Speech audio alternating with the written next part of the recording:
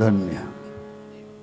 ભગવાન આવ્યા એનો હેતુ અજમલજીને એકને ખ્યાલ છે, બીજો ખ્યાલ ગુરુદેવને છે. માને હજી ખબર નથી કે આ કોણ છે, એને હજી એમ થયા કરે છે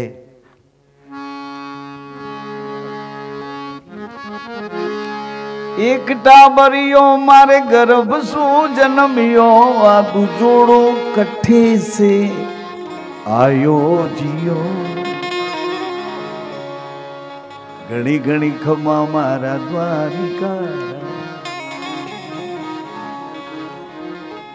દ્વારિકાનાથ, બાબા તેરો પારન પાયો જીયો.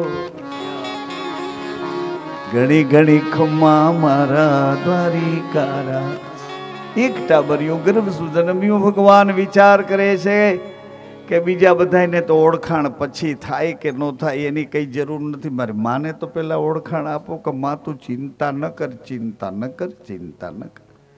વિયાથી ન કર, તારા માથા પર ચૂલો ચિંતાનો સળગતો ન રાખ. એને ઠારવા આવ્યો છું. એટલે ભગવાન માન ખોળામાં સૂતા સૂતા હાથ લંબાવી અને માં ભૂલી ગયા છે કે દૂધ દેગ ચૂલા પર મૂકી છે. દૂધ ઉકળતું બહાર નીકળે એટલે ભગવાને જે હાથ લંબાવી ધીરેથી દૂધની દેગ નીચે મૂકી. આટલું જ કર્યું છે. એટલામાં તો માએ ભગવાનને નીચે મૂકી દીધા.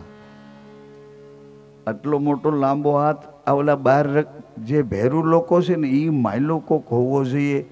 આટલો લાંબો હાથ મનુષ્યનો ન હોય એટલે માએ નીચે મૂકી દીધા. ભગવાન પોતાનો હાથ સંકેલી લીધો અને માનો હાથ પકડીને કીધું કે માં તું આ ભેરુની ચિંતા ન કર, એના કોઈથી હું ડરતો નથી, પણ ચિંતા ન કરે એટલું કહું છું. શું કામે કે આ તારા માથાનો ભાર હું ઉતારવા આવ્યો છું, વધારવા નથી આવ્યો.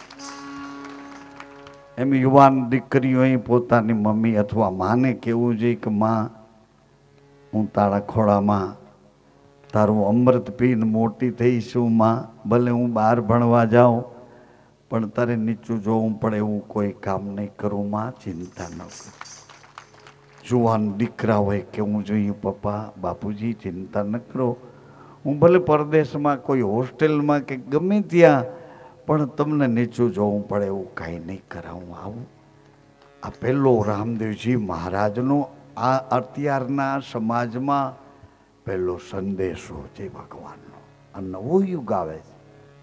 આ યુગમાં હવે છોકરાઓને બાળકોને એને જો સંસ્કાર આપવા હોય તો આપણે મા બાપ થઈને એની સામે રહેવું પડશે. હસબન્ડ વાઈફ પતિ પત્ની એવી રીતે જો રહીશું તો એવા જ સંસ્કાર એની આંખો પકડી લેશે અને જેવું જોઈશે એવું નાટક કરશે. તમને ભારે પડશે. તમે પછી ન બોલવાનું બોલશો, એમ ન કરો. બાળકને તમે આપવાના છો. જે કંઈ ભેડું કરશો ને દુનિયાની સંપદા ભેડી કરશો, આપો ન આપો પણ તો એનો વારસદાર તો તમારો દીકરો જ થવાનો છે. આટલું બધું દોડાદોડી કરી રાત ને દિવસ એક કરી લોહીનું પાણી કરીને ભેડું કરો છો તો એને આટલું ન આપી શકો કે એની પાસે તો મા બાપ થઈને રહીએ. મા બાપ થઈને રહીએ, માતા પિતા થઈને જો આપવું જ હોય તો આ નવા યુગનો તમને જે કંઈ મળે તે રશ્મિતા વાળો સાચો અને પવિત્ર આનંદ તો નહીં કહી શકું પણ રાજીપો તમને જોતો હોય તો એ બાળકો પાસે મા બાપ બનીને રહ્યો. હું તમને હાથ જોડીને કહું છું બહેનો ભાઈઓ, અને સારું નહીં લાગુ નહીં તો નીચે ઉતરી દંડવત કરીને કહું તમને. હું કામે આવું બધું બોલું છું? તમને ન ગમે એવું? કારણ કે હવે પછીના ગુજરાતને એવા તેજસ્વી બાળકોની જરૂર છે. આ ભયંકર વિકૃતિ થઈ ગઈ છે. આ યુવાન દીકરા દીકરીઓ તમે કોલેજના દરવાજે જુઓ તો તમને એમ થાય કે મારી આંખો ફોડી નાખું કે હું. આ પરિસ્થિતિ આપણે જ ઊભી કરી છે ને આપણને એ પરિસ્થિતિ કાંટાની જેમ લાગે છે. એટલે હાથ જોડીને ગાયોનું તો નામ છે ભાઈ. તમે કથા સાંભળવા આવો એટલે એમ થાય કે આ બિચારા હેરાન થાય છે, લે ને 2-5 રૂપિયા. એમ આ તો ગાયોનું નામ છે, ગાયોની સેવા છે, એ અમારો ધર્મ છે, કરવું જોઈએ. તમારે ખેડૂતના દીકરા ગાયું સાચવવી જોઈએ. ઢાંઢા રખડે છે અત્યારે કાઠિયાવાડમાં આપણા મા બાપની જેમ રખડે, જેને પોતાના હાડ ગાળી નાખ્યા અને એ ખેતરો ખેડીને આપણા પૂર્વજોને રાજી કર્યા છે. એ શંકર ભગવાન પાસે નંદી હતા, એ બળદો બનીને ભગવાને આપણને આપ્યા કે જાઓ ધરતીમાંથી ધાન પ્રગટ કરી અને આ જગતનો નિર્વાહ કરો. એટલે એ ખેડૂતોએ ગાય માતાજીઓને કે આ વાછડા બળદોને, હું એક સાધુ બાવો થઈ અને 200 ગાયું સાચવું, 200 ગાયું ત્યાં સૌરાષ્ટ્રમાં. એટલે એને માટે આ કથા, ગાયો માટે ભીખ માગવી પડે તો દ્વારકા વાળો લજાય ને. અને ગાયોને નિરાધાર કહીએ તો આપણી જીભ કપાય ને. ગાયો નિરાધાર છે કે આપણે નિરાધાર છીએ? અટાણે આપણું કોઈ નથી. ધણી ધોરી ફરિયાદ કરવા જાઓ તમને 2 તમાચા મારે, હામો તમાચા મારે, તું આવી છો, તું આવો છો.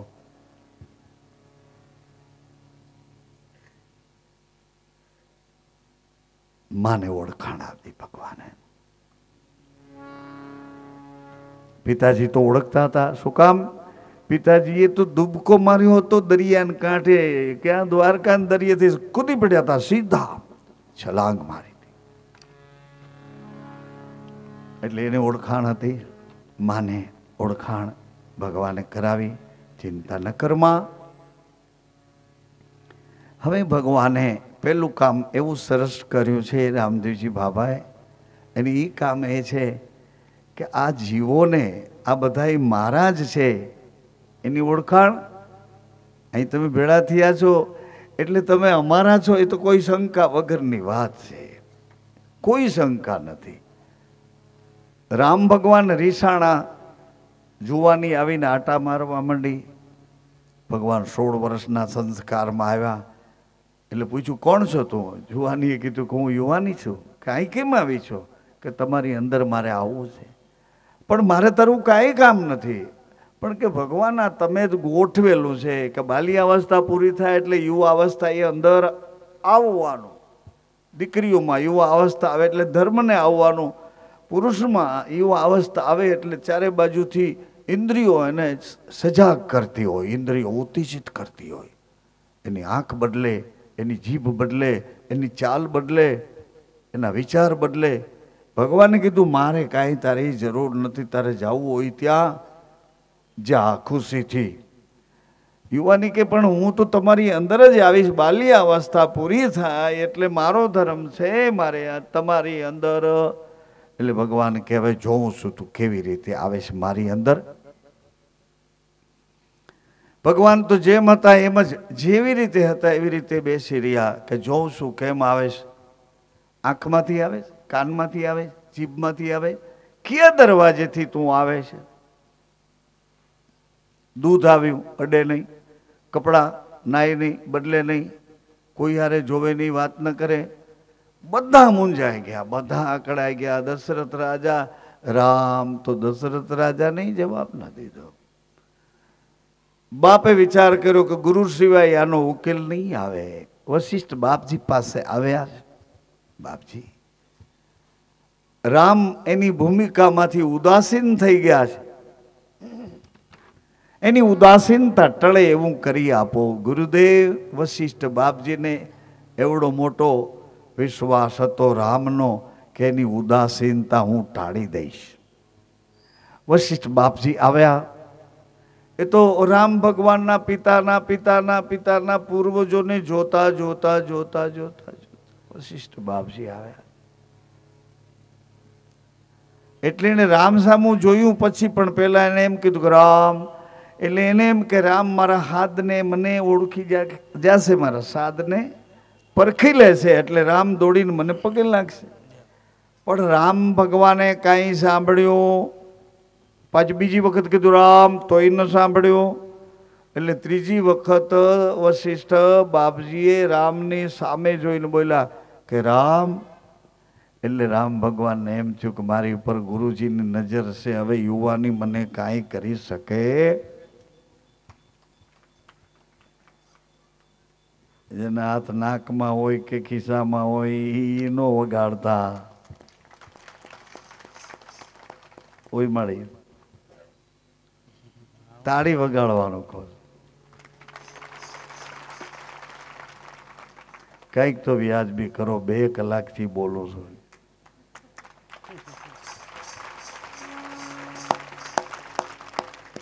એટલે અહીંયા જેવી વગાડો ને એવી ઘરે વગાડજો, ઘરે રાજી થઈને રહેજો. કાંઈ વિખવાદ ઊભો થાય તો તાળી વગાડીને કહેજો કે ઓલો રામમઢી વાળો બાવો કહેતો હતો કે આપણે આમ નથી રહેવું, આપણે આમ રહેવું.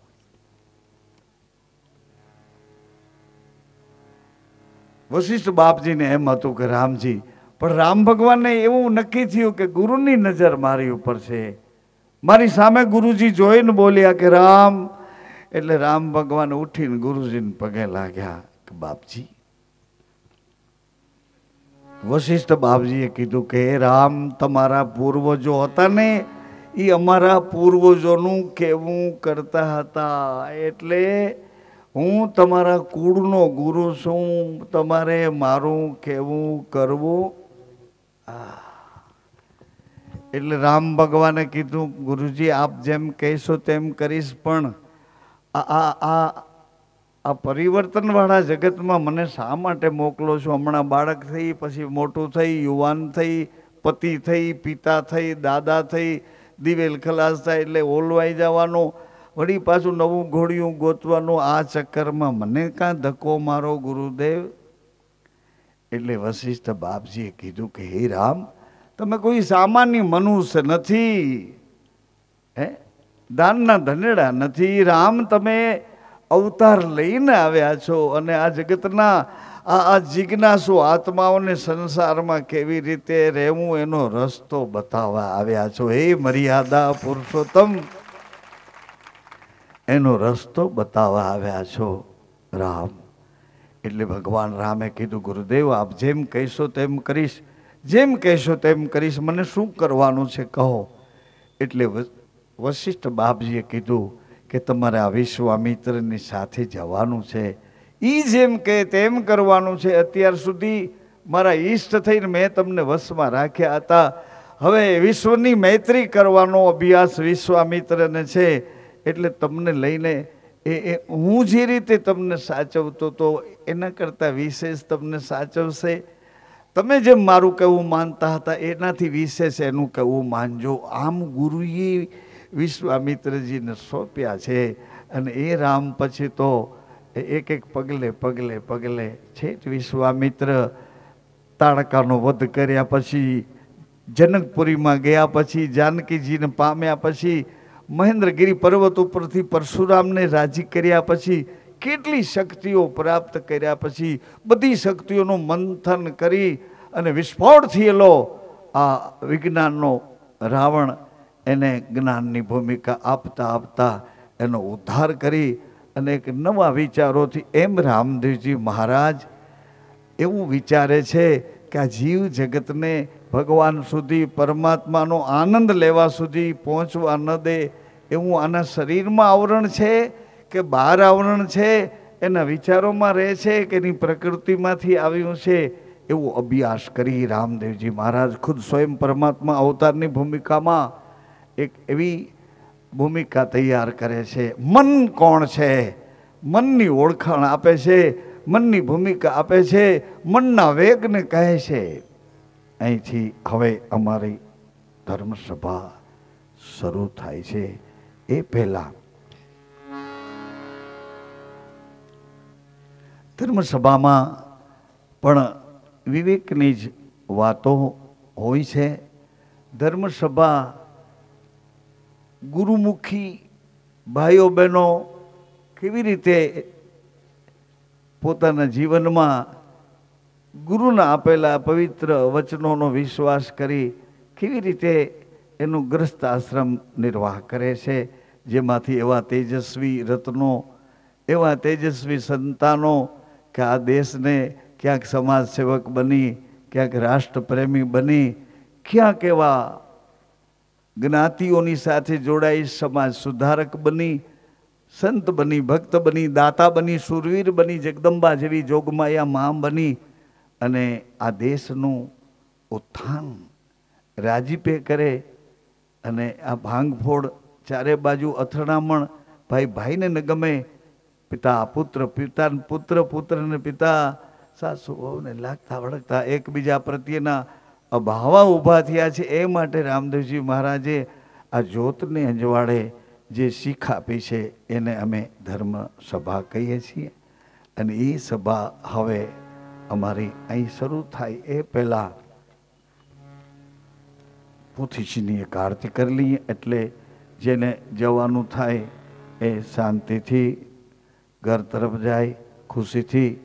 અમે તમારો કોઈ ધોખો નહીં કરીએ અને તમે એવું મગજમાં ન રાખતા કે ધર્મ સભા એની કોઈ પ્રાઇવેટ સભા હશે, એની કોઈ અંગત ચર્ચાઓ હશે. અંગત ચર્ચા એટલી છે, ભગવાન શિવે કીધું માતાજીને, ભવાની મા જગદંબાને કે હે સતી તમે મારું અંગ છો, એટલે અંગત વાત તમને કરું છું. ગંગા સતીએ પાનભાઈને કીધું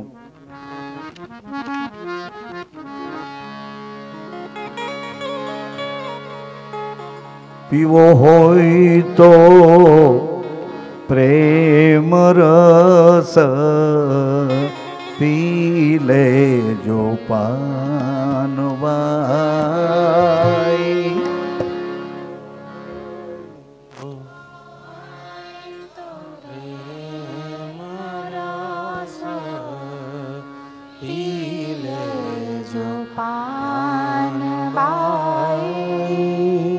આવ્યો હવે છેલ્લો એ દાવો, આવ્યો હવે છેલ્લો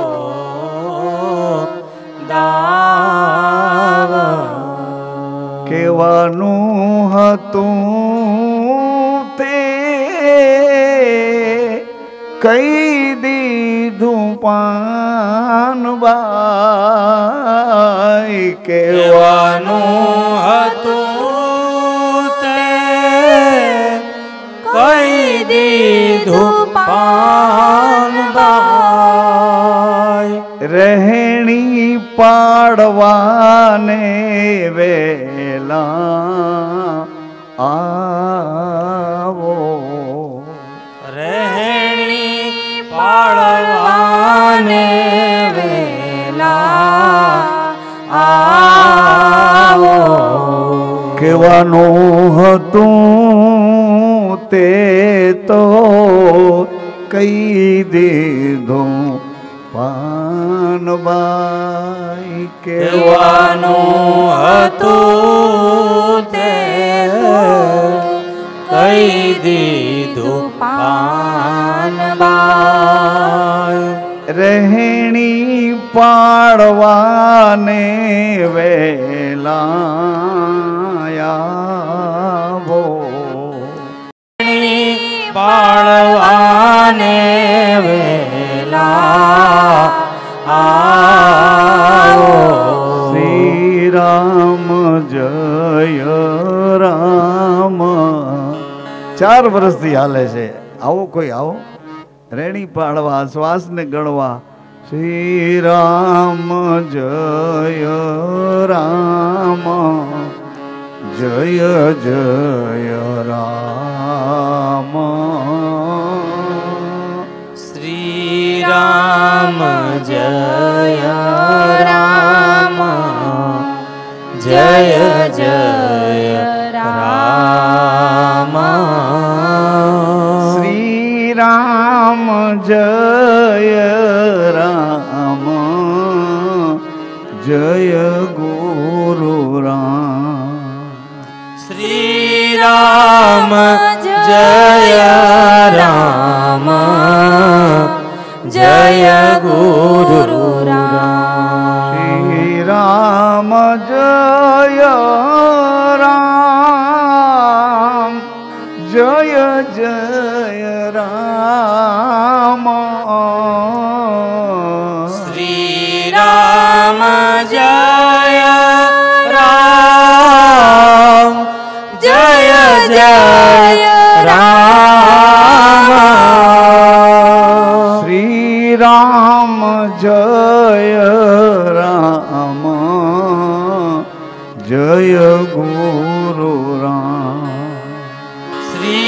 રામ જય રામ જય ગુરુ રામ.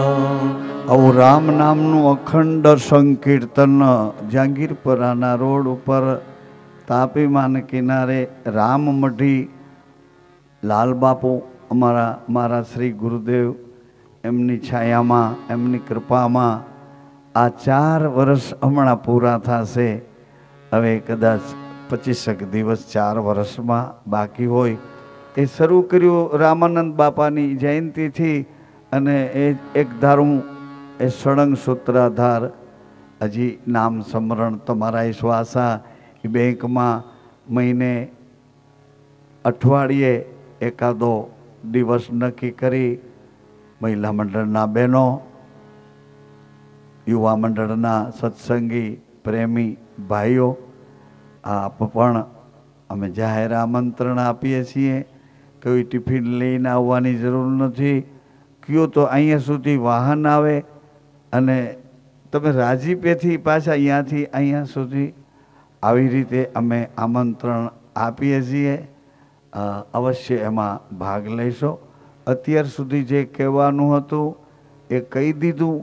એ આપણી કથા હતી અને હવે જે રહેણી પાડવાનું છે એ અમારી આ ધર્મસભા એની ચર્ચાઓ રહેણીની ચર્ચાઓ કે રહેણી પાડવામાં ક્યાં કયું આવરણ ઓળખાણ કેમ નથી થતી પતિને પત્નીને પત્નીની પતિને એકબીજાને બાપ દીકરા કેમ એકબીજાને ઓળખતા નથી.